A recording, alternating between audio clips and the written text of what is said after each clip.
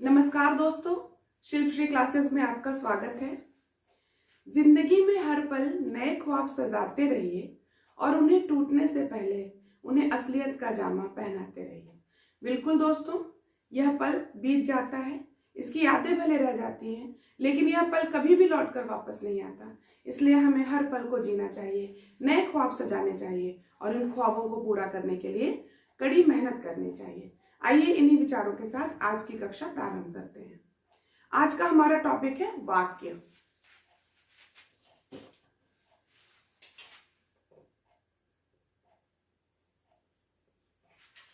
पिछली कक्षाओं में हमने वर्ण के विषय में जाना था।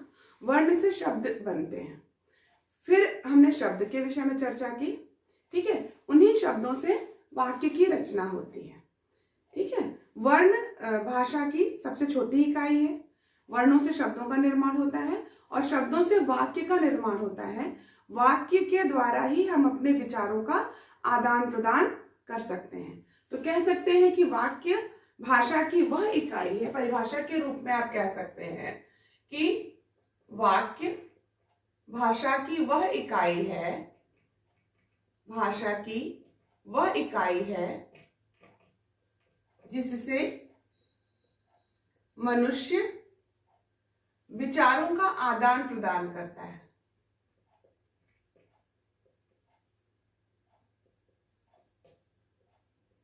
ठीक है, तो कितने प्रकार से हम विचारों का आदान प्रदान कर सकते हैं? एक तो हम बोलकर करते हैं, मौखिक रूप से, ठीक है ना, अपनी बातों को हम कहते हैं। दूसरा हम लिख कर करते हैं और तीसरा हम संकेतों के माध्यम से, इशारों से भी हम विचारों का आदान प्रदान कभी कभी करते हैं। बैठे बैठे हमने इशारा कर दिया तो मतलब है कि दरवाजा बंद कर दीजिए, या कोई भी इशारा। ठीक है, तो जो पशु है उनकी तो सांकेतिक भाषा होती ही है, उनकी भी मूक भाषा है, सांकेतिक भाषा है। तो मनुष्य भी कभी कभी उन संकेतों के माध्यम से विचारों का आदान प्रदान करता है, लेकिन व्याकरण में हम सांकेतिक भाषा पर अध्ययन नहीं करेंगे। हम मुख्य रूप से दो प्रकार की भाषा का अध्ययन करते हैं, मौखिक और लिखित। ठीक है, मौखिक भाषा जो हम बोलकर अपने विचारों का आदान प्रदान करें जिसके द्वारा, और लिखित भाषा जिसमें हम लिख करके अपने विचारों का आदान प्रदान करते हैं। दोनों ही भाषाओं को व्यक्त करने के लिए हमें वाक्य की आवश्यकता होती है। शब्दों का जो सार्थक समूह है, निरर्थक समूह नहीं, शब्दों का जो सार्थक समूह है जिसमें क्रियापद होना अनिवार्य है, वह वाक्य कहलाता है। ठीक है ना, ऐसा नहीं कि कोई भी शब्द आपने जोड़ दिया 4-5 और वो वाक्य बन गया, तो बनारस, राम, हवा, पानी जुड़ गया, वाक्य नहीं है। अगर हमने सीधे कहा राम बनारस जाता है, उसमें एक क्रियापद भी है, ठीक है, और वह पूरा भाव दे रहा है, तब वह वाक्य की श्रेणी में आएगा। तो हम यहाँ कह सकते हैं कि शब्दों का वह सार्थक समूह जो किसी अर्थ को प्रदर्शित करता है वह वाक्य कहलाता है। ठीक है, वाक्य बहुत छोटा भी हो सकता है, एक शब्द का भी वाक्य हो सकता है यदि वह पूरा अर्थ दे रहा है। जैसे हमने कहा बैठो, आज्ञावाचक वाक्य, आओ, ठीक है ना, एक ही शब्द है लेकिन पूरा अर्थ प्रदान कर रहा है, तब वह भी वाक्य कहलाता है।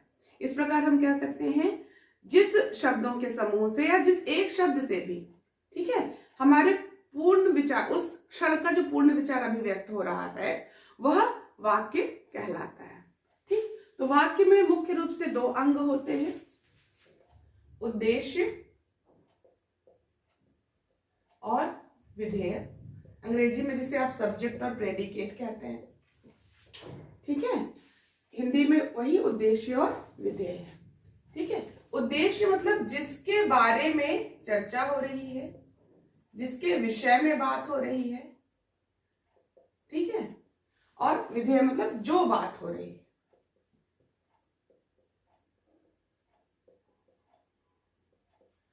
ठीक है, तो हर वाक्य में आपको उद्देश्य भी मिलेगा और विधेय भी मिलेगा।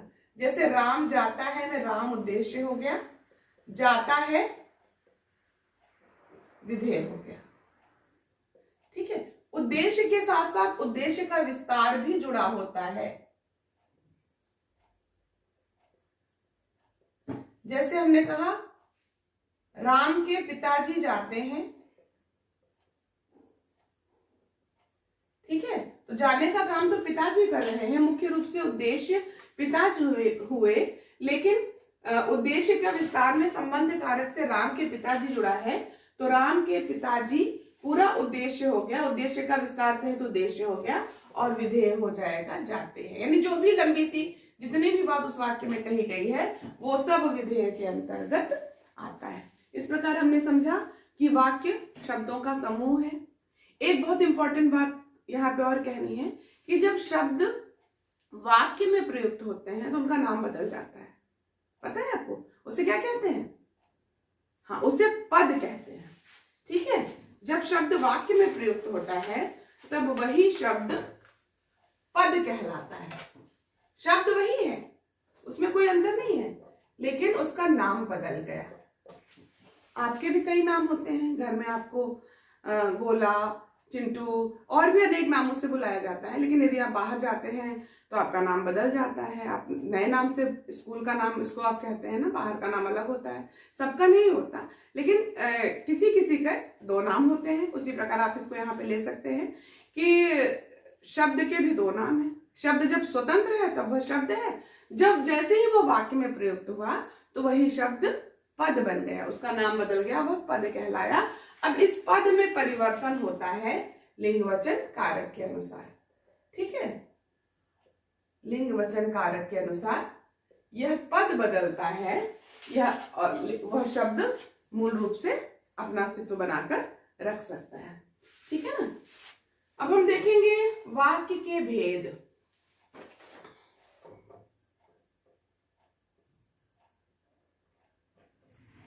जैसा कि हमने पहले भी आपको बताया है कि कई आधारों पर हम भेद कर सकते हैं, वर्गीकरण कर सकते हैं। ठीक है, तो यहां पर भी हम दो आधार पर कर रहे हैं वाक्य का वर्गीकरण, वाक्य का भेद। एक अर्थ के आधार पर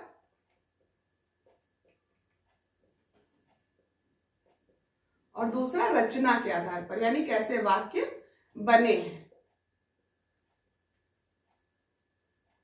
ठीक है, अर्थ के आधार पर 8 प्रकार के वाक्य हैं और रचना के आधार पर 3 प्रकार के वाक्य हैं। सब आपका पढ़ा हुआ है पहले से। ठीक है, उसी को एक तरीके से हमारा रिवीजन हो रहा है, ये आप मानकर चलिए। ठीक है, तो अर्थ के आधार पर वाक्यों में पहला है विधानवाचक वाक्य, दूसरा है निषेधवाचक वाक्य, प्रश्नवाचक वाक्य,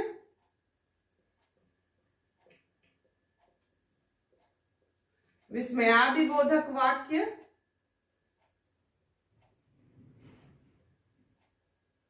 आज्ञावाचक वाक्य, इच्छावाचक वाक्य, संकेतवाचक वाक्य, संदेहवाचक वाक्य। ठीक है, ये 8 प्रकार के वाक्य अर्थ के आधार पर हैं आज की कक्षा में, जिनकी हम चर्चा करेंगे। रचना के आधार पर 3 प्रकार के वाक्य हैं, इनकी चर्चा अगली कक्षा में होगी। कौन कौन से हैं ये हम देख लेते हैं। सरल या साधारण वाक्य, संयुक्त वाक्य और मिश्रित वाक्य।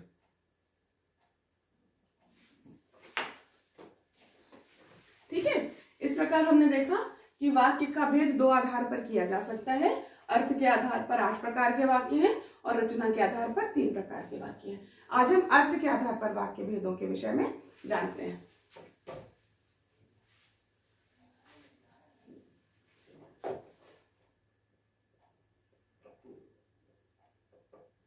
अर्थ के आधार पर वाक्य के भेद। सबसे पहला है विधानवाचक वाक्य।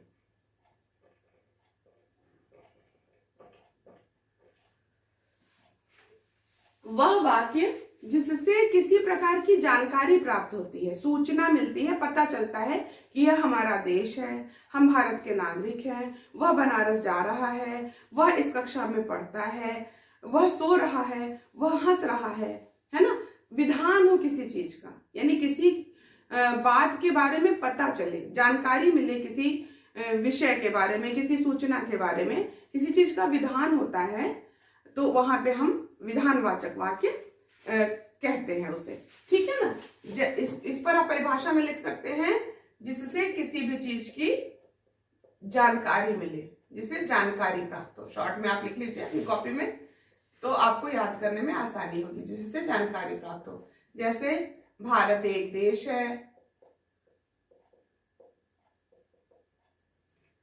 राम के पिता बनारस जा रहे हैं। ठीक है, सूचना मिल रही है, हमें जानकारी मिल रही है, तो ये क्या हो गया? विधानवाचक वाक्य। दूसरा है निषेधवाचक वाक्य। जैसा कि नाम से ही द्योतित हो रहा है, द्योतित होना मतलब पता चल रहा है कि जिन वाक्यों से किसी भी बात का निषेध किया जाए, यानी जो नकारात्मक वाक्य है, निगेटिव सेंटेंस है, हमें वहां नहीं जाना चाहिए, ठीक है, वह इस कक्षा में नहीं पढ़ता है, उसकी नौकरी नहीं छूटी है। इस तरह के जो निषेधवाची वाक्य है, नकारात्मक, जहां नहीं का प्रयोग होता है, ना का प्रयोग होता है, मत का प्रयोग होता है, मत का प्रयोग कभी कभी आज्ञावाचक में भी होता है, तो वो निषेधात्मक आज्ञावाचक वाक्य कहलाते हैं। अभी हम आगे चर्चा करेंगे उनकी। ठीक है ना। तो इस तरीके से हम कह सकते हैं कि जहां पर नकारात्मक बातें होती हैं, नकारात्मक का ये मतलब नहीं है कि पॉजिटिव निगेटिव बातें, निगेटिव सेंटेंस है, ठीक है, नकारात्मक सेंटेंस है जहां पे किसी भी कार्य के ना होने का भाव, किसी भी काम के ना होने का भाव पता चलता है, उसे काम के ना होने का भाव यहाँ पे आप लिख सकते हैं याद करने के लिए। काम के ना होने का भाव जिस वाक्य से पता चलता है, उसे निषेधात्मक वाक्य या निषेधवाचक वाक्य कह सकते हैं। उदाहरण के लिए, रमेश ने दूध नहीं पिया, रमेश ने दूध नहीं पिया। राम के पिता कौन है? कोई भी यदि हम उदाहरण ले सकते हैं यहाँ पे, जहां पर सॉरी राम के पिता तो प्रश्नवाचक का हमने उदाहरण ले लिया। वह विद्यालय नहीं गया, वह विद्यालय नहीं गया। जहां पे नहीं है, ना है, निषेधात्मक बात हो रही है, काम नहीं हो रहा है, वह क्या होगा? निषेधवाचक वाक्य कहलाएगा। ठीक है। अगला है प्रश्नवाचक वाक्य। प्रश्नवाचक वाक्य, जिस वाक्य में किसी भी प्रकार का प्रश्न किया जा रहा है, क्वेश्चन किया जा रहा है किसी भी प्रकार का, तो वह प्रश्नवाचक वाक्य कहलाता है। किसी भी प्रकार का प्रश्न पूछा जाए, ठीक है, किसी भी प्रकार का प्रश्न पूछा जा रहा है जिस वाक्य के द्वारा, तो वह प्रश्नवाचक वाक्य कहलाएगा। और यहाँ वाक्य के अंत में प्रश्न सूचक चिन्ह लगाया जाता है। अब यहाँ पे आप लीजिए, राम के पिता कौन है? प्रश्न पूछा गया, यहाँ पे प्रश्न सूचक चिन्ह आगे लगेगा पूर्ण विराम के स्थान पर। ठीक है ना। देश किसे कहते हैं? मान लो पूछा, इसका प्रयोग टीचर्स बहुत करते हैं, अध्यापक प्रश्न पूछते हैं, तो वो प्रश्नवाचक वाक्य, जो प्रश्न पत्र आपको मिलता है उसमें बहुत सारे वाक्य प्रश्नवाचक वाक्य के रूप में होते हैं और आगे प्रश्न सूचक चिन्ह लगाया जाता है। ठीक है। अगला है आज्ञावाचक वाक्य।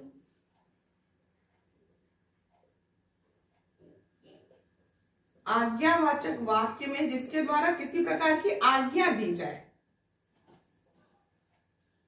या आज्ञा दी जाए, साथ में प्रार्थना की जाए, केवल आज्ञा ही नहीं है, प्रार्थना का भी बोध होता है जिन वाक्यों से, वो आज्ञावाचक वाक्य कहलाता है। जैसे हमने कहा शांत रहिए, फिर हमने कहा, हमारे कुछ बड़े लोग भी हैं हॉल में बैठे, तो हमने कहा कृपया शांत रहिए। तो यह दोनों, पहले तो हमने अपने बच्चों को संबोधित किया, शांत रहिए, आज्ञा दिया, फिर हमने और भी बड़े लोग हैं तो उनके लिए आदर सूचक शब्द बोला, प्रार्थना की हमने, कृपया शांत रहिए। तो ये दोनों ही वाक्य आज्ञावाचक वाक्य के अंतर्गत आएंगे। इसके अलावा वहां मत बैठो, वहां मत जाओ, दरवाजा मत खोलो, मत निषेधात्मक भी है और आज्ञावाचक भी है। जब वो आदेशात्मक भाव में प्रकट होगा तब वह निषेधात्मक नहीं माना जाएगा, बल्कि कि आज्ञावाचक वाक्य के अंतर्गत वह आता है। ठीक है, तो इसका उदाहरण आप देख सकते हैं। यहां पर आपको एक शब्द के वाक्य मिलेंगे, आज्ञावाचक वाक्य में आपको एक शब्द के वाक्य भी मिलेंगे। जैसे हमने कहा बैठो, तो ये वाक्य हो गया। ठीक है, बैठिए, ये भी वाक्य हो गया, आज्ञा दे रहे हैं। कृपया बैठिए, ये भी वाक्य हो गया। शांत रहिए, कृपया शांत रहिए, आदि आदि आदि बहुत सारे। अगला देखिए विस्मयादि बोधक वाक्य।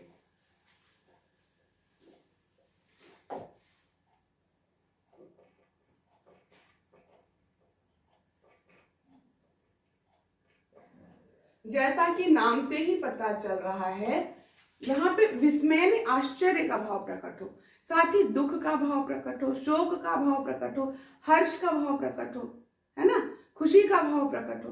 यानी भाव जहां पर, यानी अनुभूति का जहां पर चित्रण किया जाए, वह वाक्य विस्मयादि बोधक वाक्य कहलाता है। यानी अपनी फीलिंग्स को कोई पता है, ओह, वाह, अरे, इस तरह के शब्द जहां आएंगे वहां पे विस्मयादि बोधक वाक्य माना जाएगा। ठीक है ना, आप इसको एक लाइन में लिख सकते हैं, जिससे किसी गहरी अनुभूति का भाव प्रकट हो, जिस वाक्य से, वह विस्मयादि बोधक वाक्य कहलाता है। जैसे वाह, कितना सुंदर बगीचा है।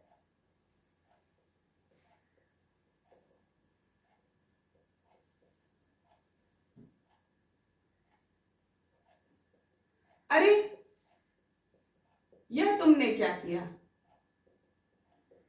ठीक है, तो यहां पे आप देखेंगे, यहां प्रश्नवाचक भी लगेगा क्योंकि प्रश्न है क्या, और यह भी लगेगा, लेकिन यह वाक्य विस्मयादि बोधक के अंतर्गत आएगा। और यहाँ पे विस्मयादि बोधक चिन्ह का भी प्रयोग होता है शब्दों के बाद, एक खड़ी पाई और नीचे बिंदी। ठीक है, अगला है इच्छावाचक वाक्य।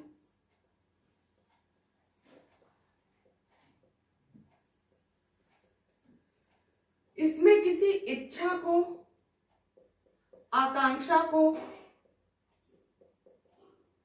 या आशीर्वाद को प्रकट किया जाता है, उसका बोध होता है। किसी इच्छा का, आकांक्षा का या आशीर्वाद का बोध होता है, तो वह इच्छावाचक वाक्य है। जैसे हमने कहा, भगवान तुम्हारी रक्षा करे, भगवान तुम्हारी रक्षा करे, नववर्ष मंगलमय हो।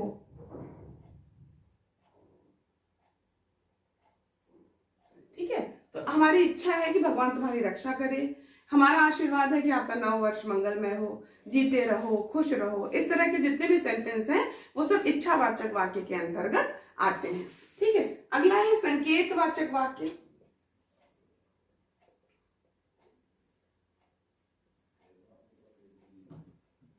जिससे किसी के संकेत का बोध होता है। ठीक है, संकेत मतलब इशारा, ये काम होगा तभी यह काम होगा, है ना, जिससे संकेत का बोध होता है।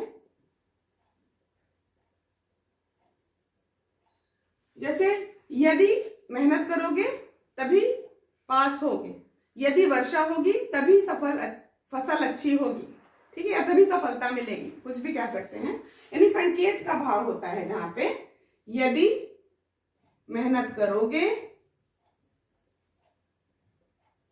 तो फल मिलेगा, है ना, यदि वर्षा होगी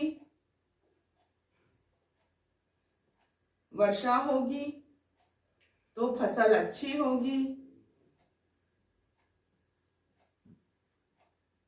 इस तरह से और भी बहुत सारे संकेतवाचक वाक्य हैं। यहाँ पे ध्यान देने योग्य बात है, जब हम रचनावाचक वाक्य में आपको पढ़ाएंगे तो जो मिश्रित सेंटेंस है, मिश्रित वाक्य है, वो यहाँ पे प्रयोग में आता है। ठीक है, आखिरी है संदेहवाचक वाक्य, नंबर 8 पे, अर्थ के आधार पर। आखिरी है संदेहवाचक वाक्य, जहां संदेह का बोध हो, यानी निश्चित न हो, जहां संदेह का बोध हो, जिस सेंटेंस से कोई काम होना निश्चित ना हो, या तो होगा या तो नहीं होगा। जब हम इस तरह की बातें करते हैं जिन वाक्यों के द्वारा, तो वे संदेहवाचक वाक्य कहलाते हैं। जैसे हमने कहा शायद आज बारिश हो, हमने मौसम देखा, अनुमान लगा लिया, शायद आज वर्षा हो भी सकती है, नहीं भी हो सकती, जरूरी नहीं है कि हो ही जाए, धूप निकल आए अगले ही पल, ठीक है ना। तो निश्चितता नहीं है, संदेह है जब हमारे भाव में, तो वह संदेहवाचक वाक्य कहलाता है, ठीक है। यदि हमने कहा हो सकता है वह कल जाए, आज जाने वाला है लेकिन हो सकता है रुक जाए, हो सकता है वह कल जाए, ठीक है। आप यहां हैं, आपके घर में माँ खाना बना रही है, हमने कहा हो सकता है मम्मी खाना बना रही हूं, हो सकता है पिताजी मेरे लिए गिफ्ट लेकर आए। इस तरह से जब शंका होती है, मन में संदेह होता है, उसकी संदेह पूर्ण नहीं होता और हम किसी वाक्य का प्रयोग करते हैं, तो वह वाक्य संदेहवाचक वाक्य के अंतर्गत आता है। इस तरह आज हमने अर्थ के आधार पर 8 प्रकार के वाक्यों को समझा। अगली कक्षा में हम रचना के आधार पर वाक्य को समझेंगे। तब तक के लिए बहुत बहुत धन्यवाद। आपका दिन शुभ हो।